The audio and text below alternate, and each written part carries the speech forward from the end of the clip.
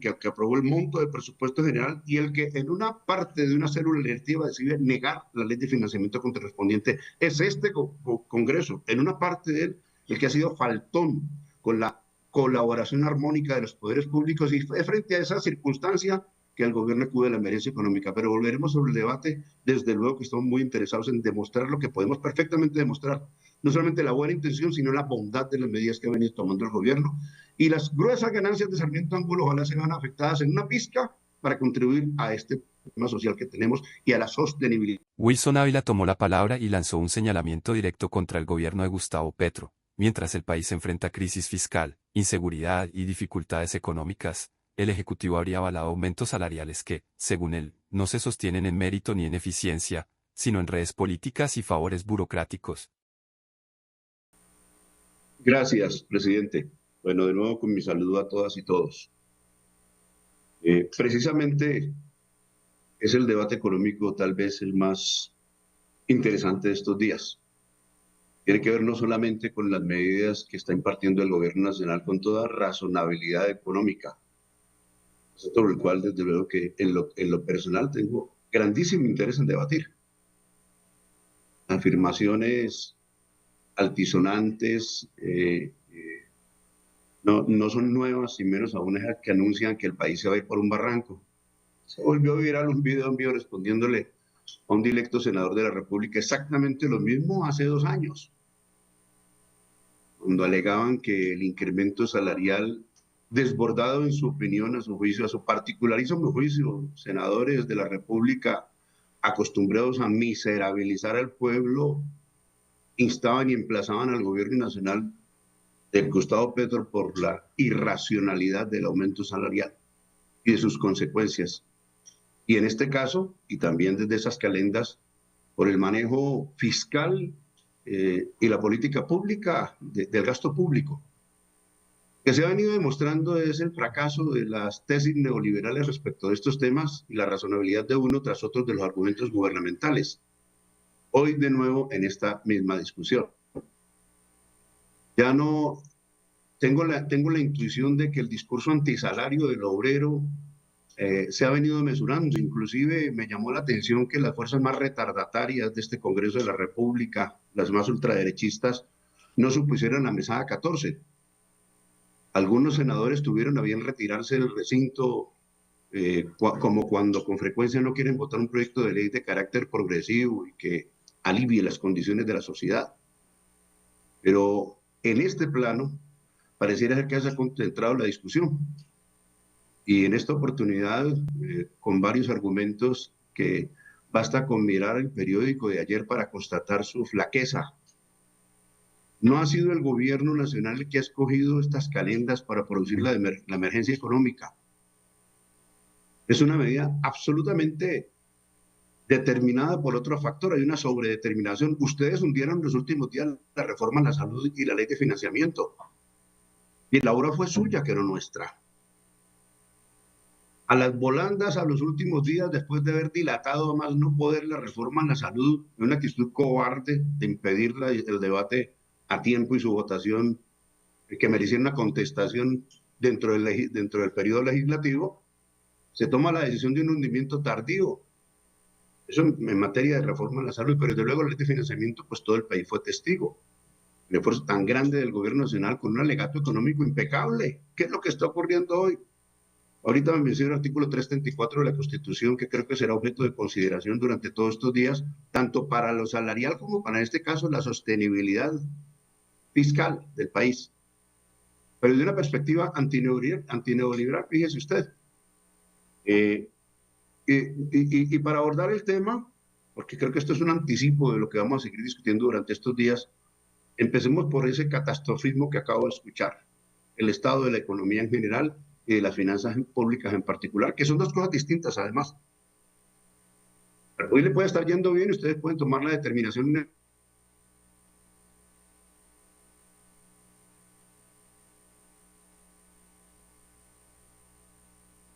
Perdón, senador Arias, es que se le cortó a los 3 minutos, tiene 1 minuto más, por favor. Continúe. Uy, presidente. Siga. Entonces, deme 2, y en estos 2 minutos para decirles brevemente. Le doy 2 minutos, señores de la cabina, por favor, 2 minutos para el senador. Por Zoom deberíamos darnos más oportunidades, pero para la breve. Ya lo he dicho en varias oportunidades. Sobre el estado de la economía, el 4.7% de aumento de la demanda interna, a pesar de, y gracias al incremento salarial. Entonces lo anuncio de una vez, mi debate sobre el mínimo vital. Claro que estoy de acuerdo en que debemos acudir nuevamente a la discusión del mínimo vital, asunto que ya de cuenta estipula el artículo 53 de la Constitución Política para el debate que hoy nos están dando en los medios de comunicación, pero que está muy vinculado también al artículo 334, que es al que me quiero referir. La economía está creciendo, su demanda interna al 0.4% y el consumo de durables en el país al 14.1% y semidurables al 9.1%. Gasto en el cual incurre el pueblo colombiano solamente cuando está superando el mínimo vital, sus necesidades básicas insatisfechas. De modo que, descontada las necesidades básicas, la gente viene reclamando más consumo y eso ha sido benéfico para el país.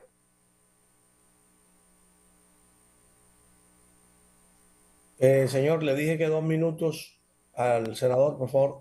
Pero aún no honramos el mandato constitucional del mínimo vital. Dejo allí para poder referirme a los otros desaciertos que he escuchado acá. El artículo 334 lo tengo en la mano porque hace parte de un debate inmediato.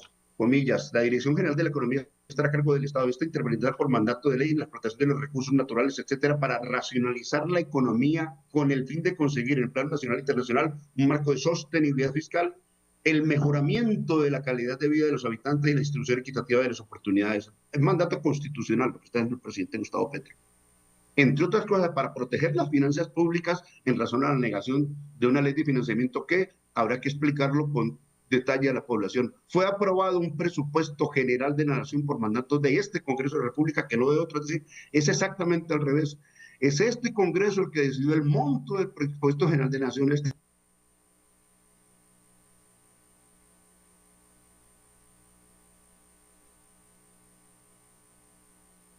Si no ha terminado, senador, le doy 30 segundos para que termine, por favor.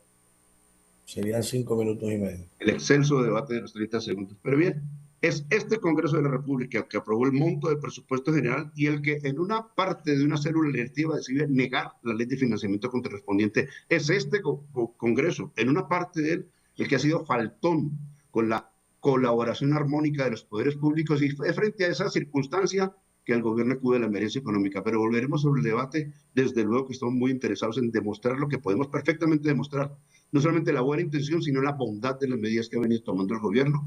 Y las gruesas ganancias de Sarmiento Angulo ojalá se vean afectadas en una pizca para contribuir a este tema social que tenemos y a la sostenibilidad. Senadora Sandra Ramírez tiene el uso de la palabra, por favor.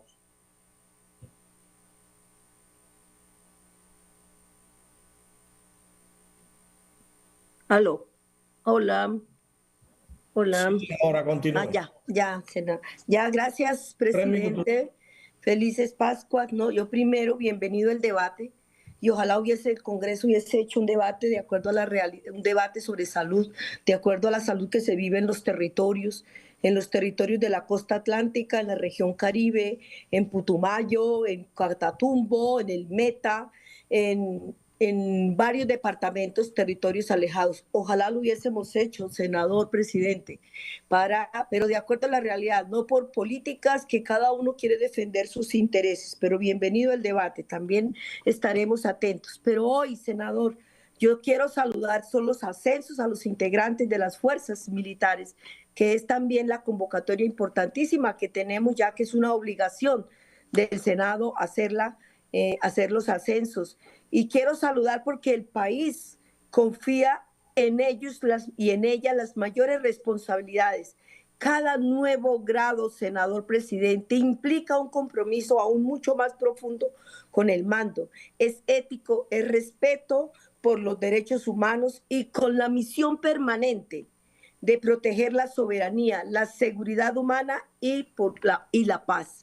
Decirles que este logro a todos los que hoy ascienden, ellas y ellos, este logro no hubiese sido posible sin el respaldo además constante de sus familias, quienes han compartido las ausencias, los riesgos y los sacrificios que exige la vida militar.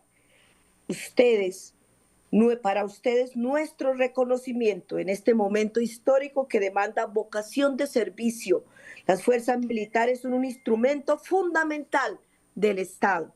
Y este ascenso que sea el estímulo para seguir liderando con ejemplo, con firmeza y humanidad. Que cada decisión que tomen refleje los valores que hoy honran con este ascenso, con la paz y con la justicia social. Felicitaciones, señoras y señores. Gracias, señor presidente, por la palabra. Con gusto, senadora Sandra. Siempre estamos dispuestos a que se hagan todos los debates que ustedes propongan. Lastimosamente, pues, no se han podido hacer de la manera como el pueblo lo quiere, como la gente lo quiere, porque no se permite proponer en esos debates de salud sobre todo. Pero aquí estamos prestos todavía a lo que se tenga que hacer. Senadora Norma Hurtado tiene el uso de la palabra, por favor, 3 minutos.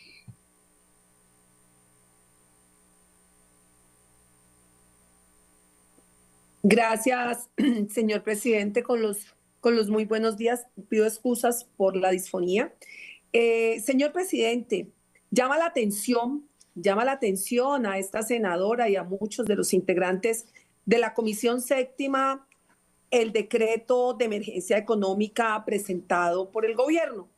Y es importante hoy que hemos tenido la posibilidad de reunirnos nuevamente el Senado en pleno para recordar la premisa de que la reforma estaba plenamente financiada, que contaba con aval fiscal y que no eran necesarias nuevas fuentes de financiación y que era un error de los congresistas que solicitábamos al señor ministro, tanto de Salud como de Hacienda, una mayor transparencia en la sostenibilidad de este proyecto de ley en los próximos 10 años. Hoy, días después, el mismo gobierno nos da la razón cuando se estiman recursos aproximados por 3.3 billones de pesos para lograr financiar la orden dada por la Corte Constitucional frente a la UPC. Dineros, presupuestos que creo que van mucho más allá, porque si miramos el acumulado del déficit de la UPC, solamente estaríamos hablando de 19.84 billones de pesos, sin contar una siniestralidad que crece y ha crecido durante estos últimos 2 años entre 105 y el 10% y el 110%, que evidencia un faltante importante en el sistema de salud colombiano de cerca de 9.5 billones. Es por eso que proposiciones como la presentada por el doctor Carlos Fernando Motoa indican que es importante hacer un control político de este decreto de emergencia, que es importante que este Congreso asuma su rol de independencia de poderes y adelantemos, señor presidente, el control político que merece este decreto de emergencia. Y yo le pido al doctor Carlos Fernando Motoa que me permita acompañar su planteamiento, su proposición de control político con el propósito de hablarle al país. Sí, hay que seguir hablándole al país de los temas de salud y hay que seguir hablándole al país con mucha responsabilidad, pero también con mucha claridad frente a las cifras que hoy tienen asfixiado a este sistema. Una crisis explícita que fue llevada a cabo sistemáticamente durante los últimos 2 años y que hoy lamentablemente afecta a los pacientes y afecta a una red hospitalaria que lastimosamente no cuenta con los recursos para cerrar el año 2025. Así que, señor presidente, qué bueno que usted permitiera esta posibilidad y nosotros poder mostrarle a los colombianos. Continúe, senadora. ¿Cuánto necesita? Aló. Señores. Finalmente, señor presidente, esperar que usted pueda generar el espacio para que los colombianos puedan ver este debate, ya que el Congreso no para, aún estando en receso legislativo. Tenemos que seguir trabajando por ellos y para ellos, especialmente en un periodo que cierra el año y se envuelve la novena, el Tutaina y el Feliz Año con decretos que definitivamente tocan la vida de los colombianos. Muchas gracias, presidente. A usted, senadora Norma Hurtado. la senadora Aida Abella, quien quiero felicitar porque es la que nos acompaña hoy. No sé cuántos senadores hay en el recinto, pero de verdad ella siempre tan acuciosa. Fraternal saludo, senadora. Gracias, señor presidente. Muchas gracias, presidente. Como siempre, si estoy en Bogotá, vengo presencialmente a las reuniones del Congreso. La denuncia de Wilson Ávila puso sobre la mesa una contradicción incómoda para el gobierno de Gustavo Petro. Mientras se habla de austeridad, justicia social y redistribución, el señalamiento apunta a que ciertos aumentos salariales dentro del aparato estatal no responderían a resultados ni a eficiencia administrativa, sino a compromisos políticos. El cuestionamiento no es menor. En un contexto donde el Ejecutivo advierte limitaciones presupuestales, impulsa reformas tributarias y pide sacrificios fiscales, cualquier incremento salarial en altos cargos genera suspicacia. Más aún si se percibe que el crecimiento de la nómina pública no ha venido acompañado de mejoras claras en seguridad, salud o gestión institucional. Ávila fue más allá al insinuar que detrás de estas decisiones podría haber prácticas de clientelismo o recompensas políticas. Si bien esas afirmaciones requieren pruebas y debido proceso, el solo hecho de que surjan refleja un clima de desconfianza creciente frente al manejo del Estado. El punto central del debate es claro: ¿puede un gobierno que promete combatir la corrupción y racionalizar el gasto público justificar incrementos salariales en medio de una crisis económica y de seguridad? Para muchos ciudadanos, la respuesta exige transparencia total, explicaciones técnicas y rendición de cuentas. En el fondo, la intervención reaviva una discusión permanente en Colombia: el tamaño y el costo del Estado. Si el discurso oficial es que no hay recursos suficientes, entonces cada peso que se destine a salarios debe estar plenamente justificado y alineado con resultados concretos para la ciudadanía. La presión ahora recae sobre el gobierno de Gustavo Petro. No basta con defender la legalidad de los incrementos, deberá demostrar que obedecen a criterios objetivos y no a intereses políticos. En tiempos de desconfianza institucional, la coherencia entre discurso anticorrupción y decisiones administrativas es más necesaria que nunca.